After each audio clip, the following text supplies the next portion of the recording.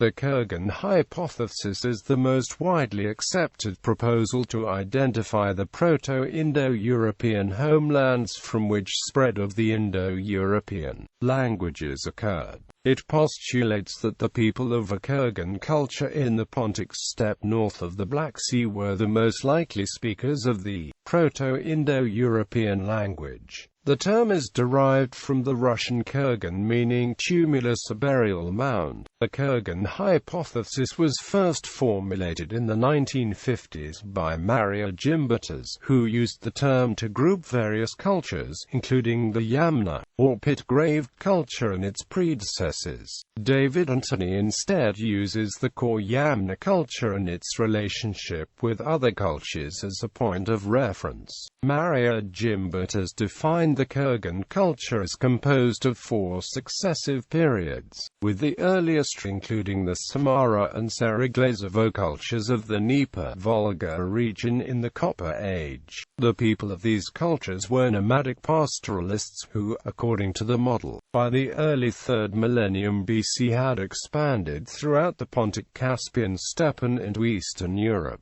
Overview. Arguments for the identification of the Proto-Indo-Europeans as steppe nomads from the Pontic-Caspian region had already been made in the 19th century by German philologists Theodor Benfey and preeminently Otto Schrader. In his standard work about Pi and to a greater extent in a later abbreviated version, Carl Bergman took the view that the Heimat could not be identified exactly at that time, but he tended toward Schrader's view. Later on, some scholars favored the view of a Northern European origin.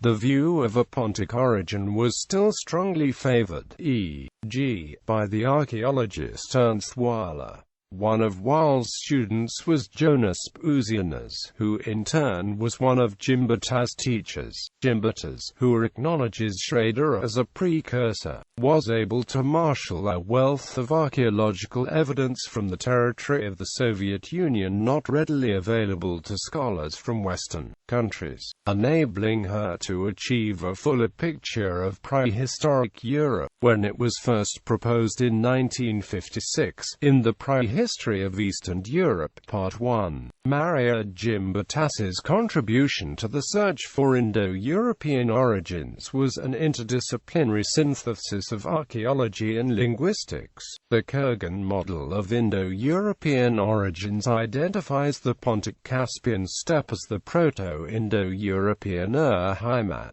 and a variety of late Pi dialects are assumed to have been spoken across the region. According to this model, the Kurgan culture gradually expanded until it encompassed the entire Pontic-Caspian steppe, Kurgan IV being identified with the Yamna culture of around 3000 BC. The mobility of the Kurgan culture facilitated its expansion over the entire region, and is attributed to the domestication of the horse and later the use of early chariots. The first strong archaeological evidence for the domestication of the horse comes from the Sredny Stog culture north of the Azovc in Ukraine, and would correspond to an early pre-Pi nucleus of the 5th millennium BC. Subsequent expansion beyond the steppes led to hybrid, or in Gimbutas's terms, Kurganized cultures, such as the globular Amphora culture to the west. For these Kurganized cultures came the immigration of Proto-Greeks to the Balkans and the nomadic Indo-Iranian cultures to the east around 2500 BC. Kurgan culture, cultural horizon. Gimbutas defined and introduced the term Kurgan culture in 1956 with the intention of introducing a broader term that would combine Sredny Stog,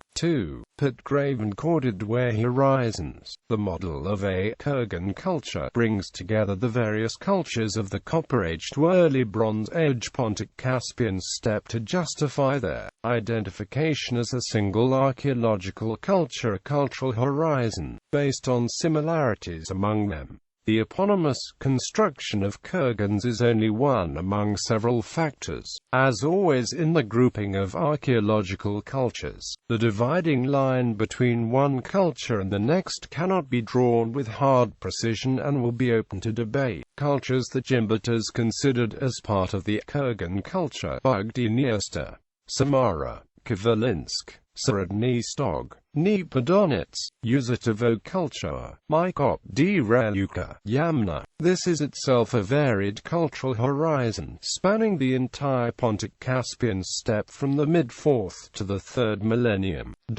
Stages of culture and expansion. Gimbutas' original suggestion identifies 4 successive stages of the Kurgan culture. Kurgan Dnieper-Volga region, earlier half of the 4th millennium BC, apparently evolving from cultures of the Volga basin. Subgroups include the Samara and Seriglazovo cultures. Kurgan E3, latter half of the 4th millennium BC, includes the Sredny Stog culture and the Makop culture of the northern Caucasus. Stone circles, anthropomorphic stone stellae of deities. Kurgan IV, pit grave culture, first half of the 3rd millennium BC, encompassing the entire steppe region from the Ural to Romania.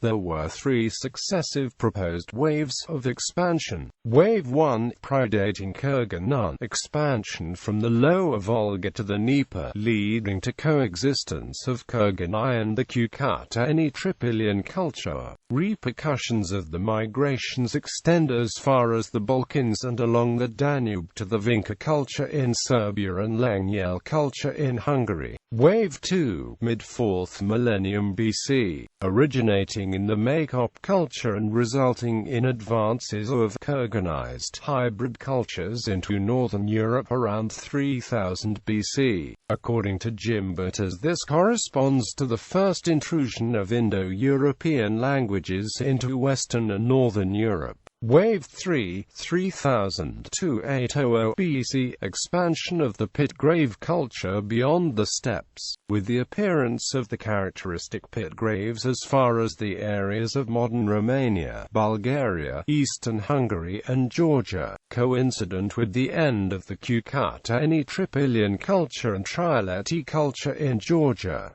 Timeline 4500–4000 Early Pi, Sredny Stog, Dniprodonets and Samara cultures, domestication of the horse. 4000–3500 The pit grave culture, the prototypical Kurgan builders, emerges in the steppe, and the Makop culture in the northern Caucasus. Indo-Hittite models postulate the separation of Proto-Anatolian before this time.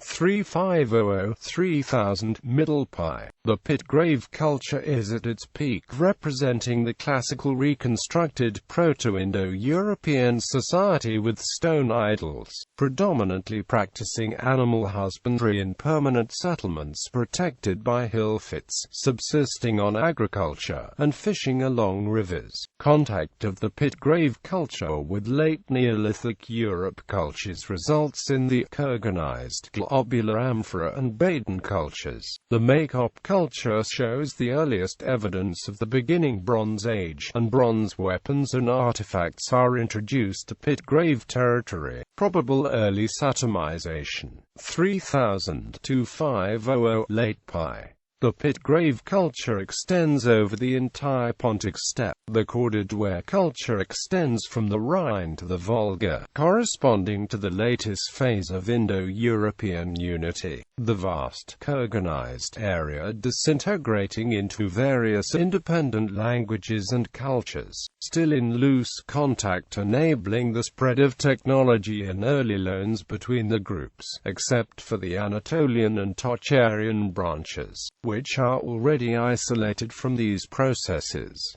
The centum-satum break is probably complete, but the phonetic trends of satamization remained active.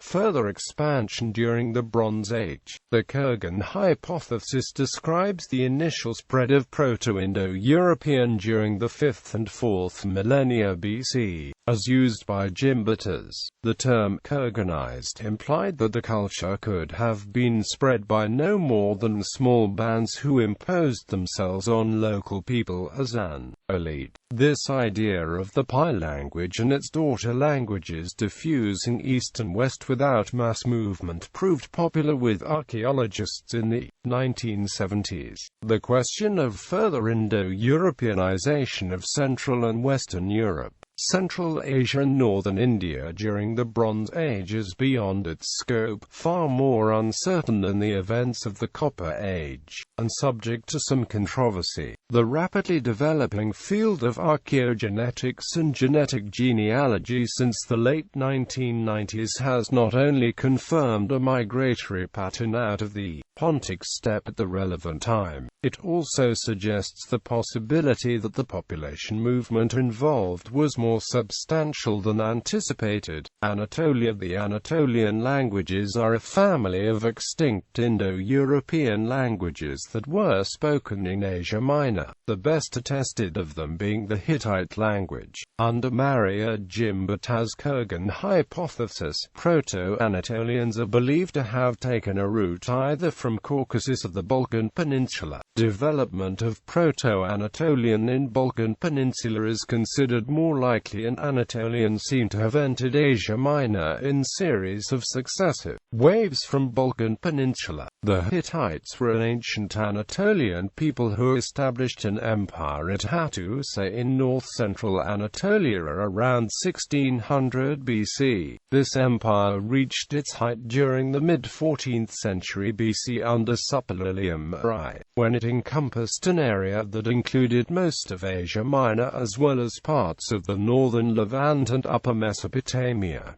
After c. 1180 BC, the empire came to an end during the Bronze Age collapse, splintering into several independent Neo-Hittite city-states, some of which survived until the 8th century BC. Europe. Corded-ware culture was a late Neolithic, early Bronze Age Indo-European archaeological culture of Europe. Corded-ware encompassed most of continental northern Europe, coastal Scandinavia, Eastern Europe and Balkan Peninsula. Genetic study conducted by Haak et al. Found that ancestral contribution to corded-ware culture came from the Yamna culture, tracing corded-ware culture's origins to migrations from Yamna steppes. The study found that about 75% of the DNA of late Neolithic corded-ware skeletons in Germany were the same as the Yamna DNA. Wild et al. And Haak et al. Also found that Yamna Indo-Europeans who migrated to Europe were overwhelmingly dark-eyed, dark-haired and had a skin color that was moderately light, though somewhat darker than that of the average modern European. While light pigmentation traits had already existed in pre-Indo-European indigenous Europeans and long-standing philological attempts to correlate them with the arrival of Indo-Europeans from the steppes were misguided.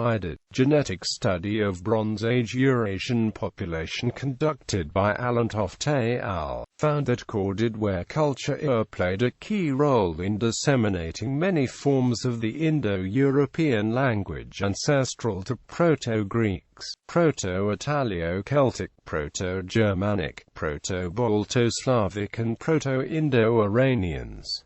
Central Asia. First wave of Farnasevo culture was an early Indo-European migration to Minus-Insk Basin and the Altai Mountains from the Pontic steppes during the Neolithic period. They are believed to have spoken Tocharian languages, an extinct branch of Indo-European language. Genetic studies conducted by Toft et al. And Haak et al. Found that Afarnasevo were genetically identical to Yamna people. Afarnasevo were later replaced by a second wave of Indo-European migrations from Andronovo culture. Second wave. The Untitled culture is a Bronze Age archaeological culture of the northern Eurasian steppe on the borders of Eastern Europe and Central Asia. The Andronovo culture is a collection of similar local Bronze Age Indo-Iranian cultures that flourished in the western Siberia and West Asiatic steppe.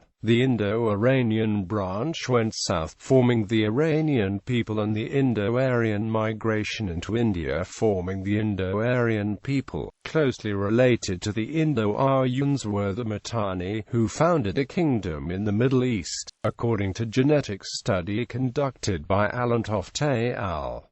Untitled culture and Andronovo culture is derived from the corded-ware culture. Genetic studies conducted by Isa al. Wilde al. and Toft al. reported high prevalence of people with characteristics such as light eyes and blonde hair in Andronovo and Untitled, indicating ancestry derived from late corded-ware culture. According to genetic study conducted by Isa al. 9 out of 10 male skeletons from the Andronovo culture or horizon carried Y-DNA-R1A1A mummies in the Tarim Basin also proved to carry R1A1A. Tarim Basin mummies were found to be genetically related to Andronovo culture, rather than to Afaniseva Yamna. Revisions. Invasionist versus diffusionist scenarios. Gimbutas believed that the expansions of the Kurgan culture were a series of essentially hostile military incursions where a new warrior culture imposed itself on the peaceful matriarchal cultures of old Europe, replacing it with the patriarchal warrior society, a process visible in the appearance of fortified settlements and hill forts and the graves of warrior chieftains. The process of Indo-Europeanization was a cultural, not a physical, transformation. It must be understood as a military victory in terms of successfully imposing a new administrative system, language, and religion upon the indigenous groups. In her later life, Gimbutas increasingly emphasized the violent nature of this transition from the Mediterranean cult of the mother goddess to a patriarchal society, and the worship of the warlike thunderer, to a point of essentially formulating a feminist archaeology. Many scholars who accept the general scenario of Indo-European migrations maintain that the transition was probably much more gradual and peaceful than suggested by Gimbutas. The migrations were certainly not a sudden, concerted military operation, but the expansion of disconnected tribes and cultures, spanning many generations. To what degree the indigenous cultures were peacefully amalgamated or violently displaced remains a matter of controversy among supporters of the Kurgan hypothesis. J.P. Mallory accepted the Kurgan hypothesis as the de facto standard theory of Indo-European origins, but he recognized valid criticism of Gimbutas' radical scenario of military invasion. One might at first imagine that the economy of argument involved with the Kurgan solution should oblige us to accept it outright, but critics do exist and their objections can be summarized quite simply. Almost all of the arguments for invasion and cultural transformations are far better explained without reference to Kurgan expansions, and most of the evidence so far presented is either totally contradicted by other evidence or is the result of gross misinterpretation of the cultural history of Eastern, Central and Northern Europe. Cortland's linguistic proposal. Frederick Cortland in 1989 proposed a revision of the Kurgan model. He states the main objection which can be raised against Gimbutas' scheme is that it starts from the archaeological evidence and looks for a linguistic interpretation. Starting from the linguistic evidence and trying to fit the pieces into a coherent whole, he concludes that the territory of the Sredny Stog culture in the eastern Ukraine remain as the most convincing candidate for the original Indo-European homeland. The Indo-Europeans who remained after the migrations to the west, east and south became speakers of Balto-Slavic, while the speakers of the other Satem languages would have to be assigned to the Pitgrave horizon, and the Western Indo-Europeans to the Kordadwe horizon.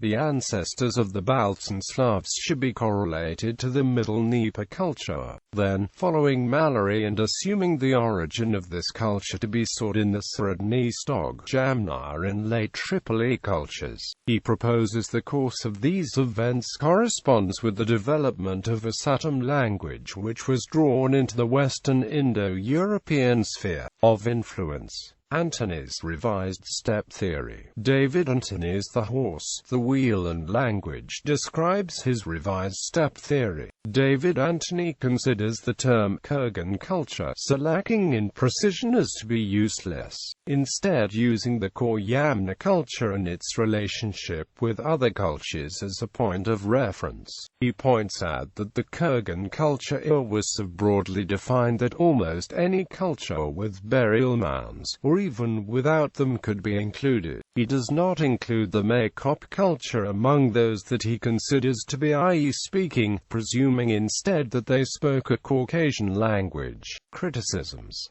Occurrence of horse riding in Europe. Renfrew holds that mounted warriors appear in Europe only as late as 1000 BC, and these could in no case have been Gimbutas's Kurgan warriors, predating the facts by some 2000 years. Mallory enumerates linguistic evidence pointing to period employment of horses in pair draft, something that would not have been possible before the invention of the spoked wheel and chariot, normally dated after about 2500 BC. In fact, currently, the earliest well-dated depiction of a wheeled vehicle in Europe is on the Bronoses pot. The oldest securely dated real wheel-axle combination is the Ljubljana Marshes wheel. According to Krell, Gimbutas' homeland theory is completely incompatible with the linguistic evidence. Krell compiles lists of items of flora, fauna, economy, and technology that archaeology has accounted for in the Kurgan culture and compares it with lists of the same categories as reconstructed by traditional historical Indo-European linguistics.